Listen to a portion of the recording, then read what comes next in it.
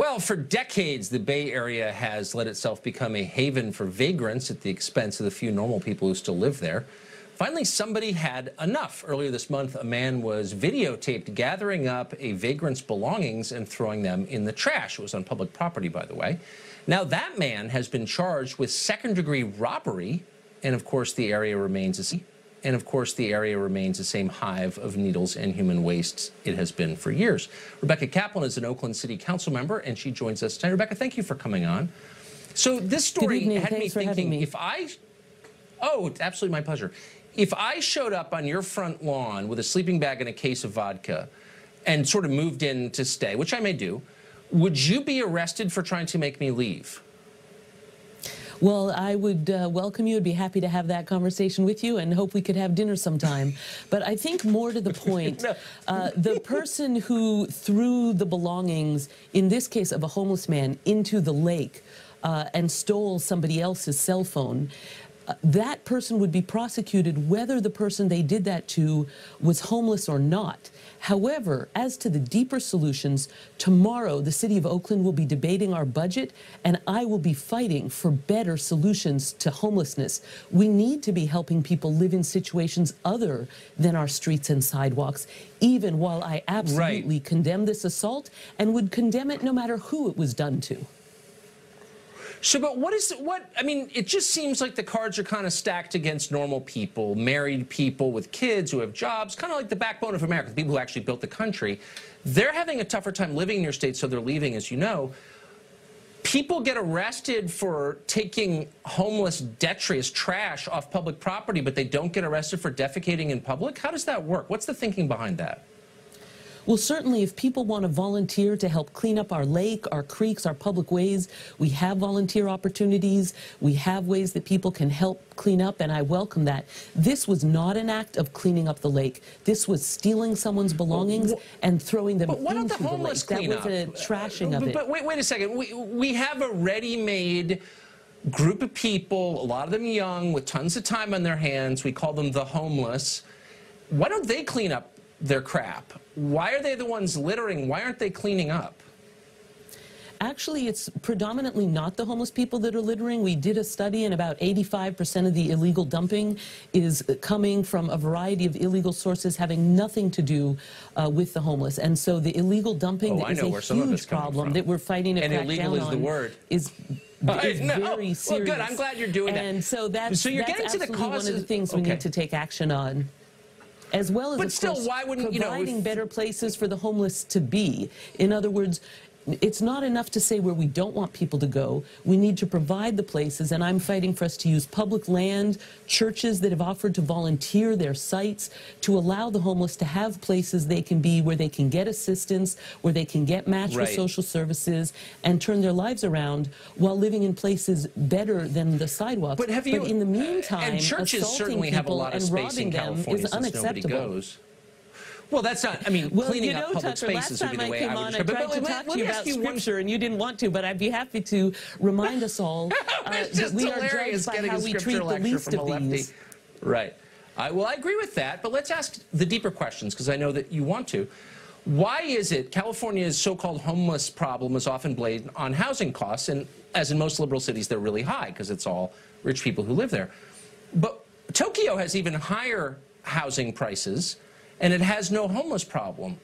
What does Tokyo know that Oakland and San Francisco don't know?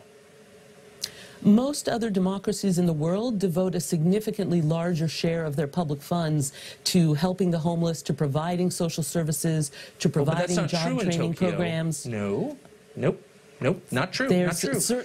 They don't have a ton of broken families and drug problems in Japan. Do you think maybe there's a connection between the total disintegration of the American family and the fact that a lot of people are living outside on heroin? We actually have a very sad situation of families living outside. We have people living on the streets who get up and go to work every day and come back and sleep in a tent. Yes, I know, that's true. After working all day because the housing is so scarce and so expensive. And that's why in our budget debate taking place tomorrow night, I'll be fighting for us to do more to protect affordable housing and to do more. Okay, but really quick, have you thought about the Tokyo thing? I mean, because they don't spend more money than you do on the homeless. They spend much less. Their housing prices are higher. I mean, maybe there's a solution there. I don't know if we're going to solve it on the show because we're almost out of time. But have you thought about that? Will you think about it? Well, most of the countries with less of this problem have universal health care, so people don't get pushed into financial dire straits from a health care cost. But I also know that we don't get better. I'm sorry, we're out of time. Rebecca, thank you. I hope you'll come back anytime. It's great to see you. The New York Times just came after the show for daring to question that newspaper's accuracy. We'll slowly unpack that next.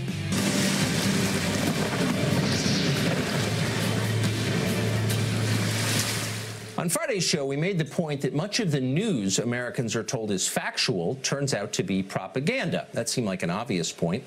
Human beings lie. That is their nature. Powerful people tend to lie quite a bit in order to protect their prerogatives. Journalists, who have the power to shape perception, are especially vulnerable to dishonesty. You ought to watch them carefully.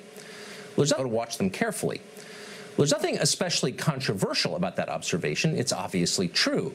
And yet, maybe not surprisingly, a lot of reporters found it deeply offensive. Michael Barbero of the New York Times called it, quote, repugnant.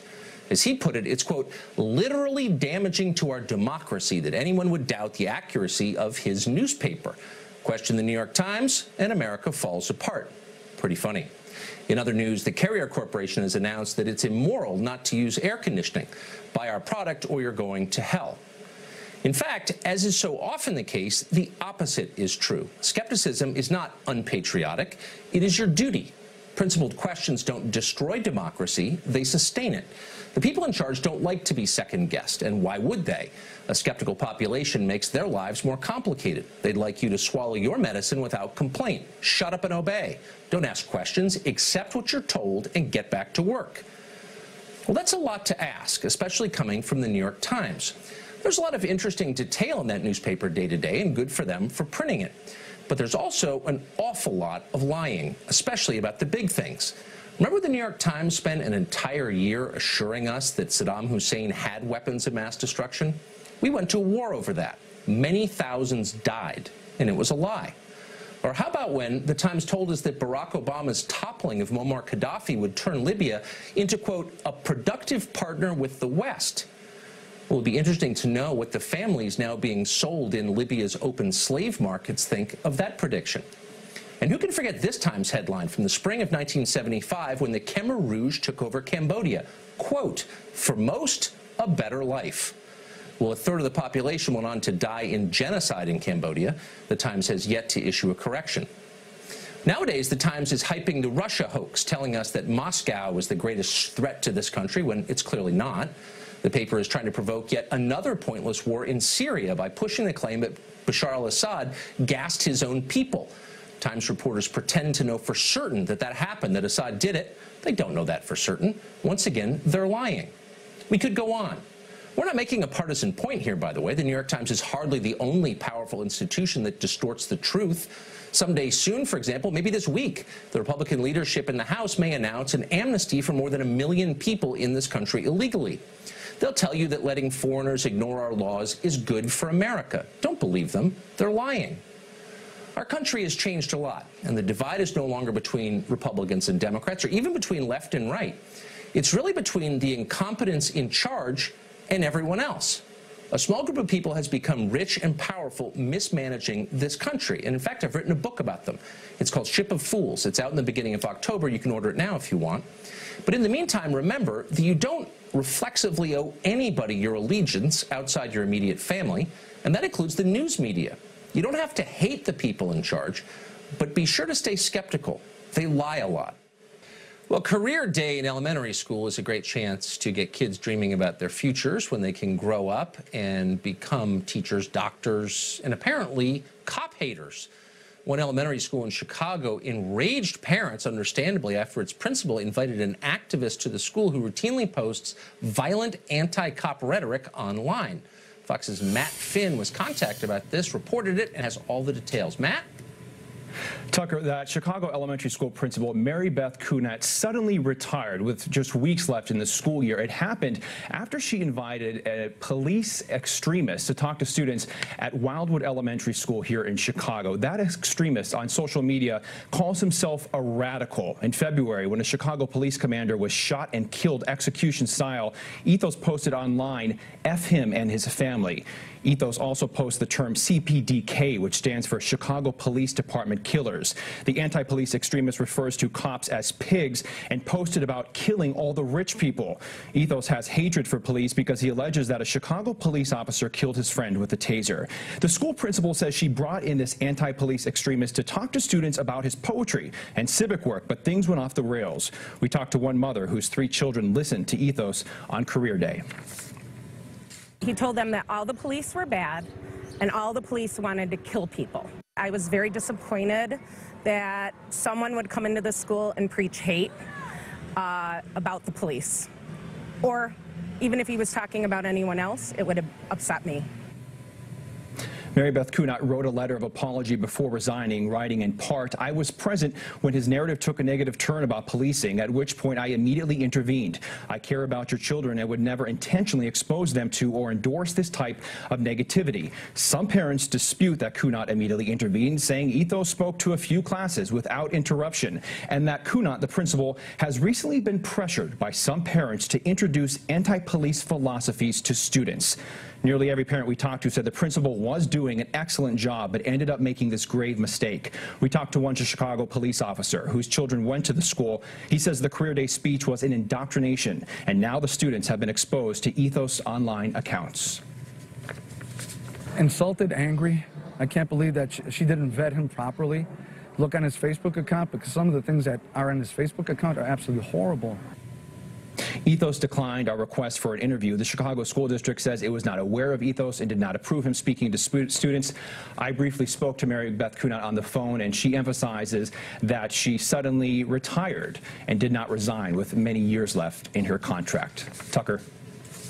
We will make America great again.